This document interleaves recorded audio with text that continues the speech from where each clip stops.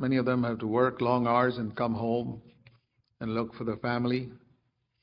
And some of them say, we'd like to be like Mary and sit at Jesus' feet all the time, but like Martha, we have to work the whole day. But you know, if it's necessary for you to work, sometimes it is necessary. It's not always necessary. I've said in India and different places, if a woman, the Bible says in Titus chapter 2, very clearly, you read that in verse 4 or 5, a woman's place is primarily to be a worker at home. And I have no regret. My wife and I have no regret, even though she's a medical doctor, that as soon as our first son was born, she quit working. And after that, she's never earned any money, but helped a lot of poor people. But we don't regret it. And we took that decision when we were very, very poor. So it's not that we had plenty of money to live on, because I was trusting the Lord for my needs. But we felt that we don't want our children to be neglected by her going to work. And so we don't dictate to anybody else. We don't say that a woman should not work because supposing the husband is paralyzed or she becomes a widow, what to do? She has to work. So the Bible never says a woman should not go to work.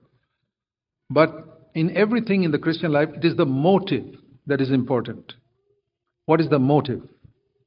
Is the motive, I want to raise the standard of my living? Or is it's necessary? Without this amount of income, we cannot live. So there are two reasons why women work. One is to raise the standard of living. They want to live at a higher level. And the other is out of necessity.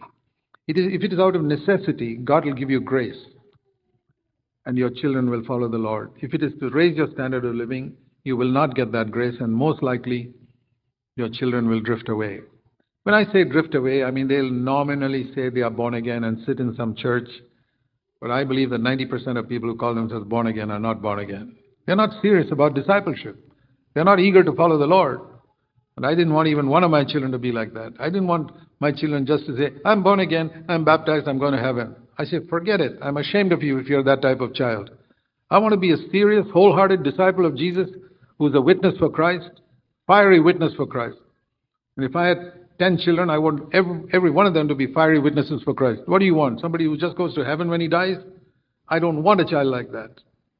And I hope you don't want a child like that who just wants to go to heaven when he dies. It's a very selfish way to live.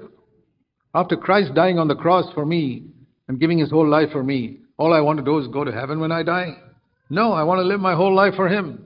And that's how I want all my children to be. And I hope you want your children to be like that. So if you want your children to be like that, you need to spend time with them.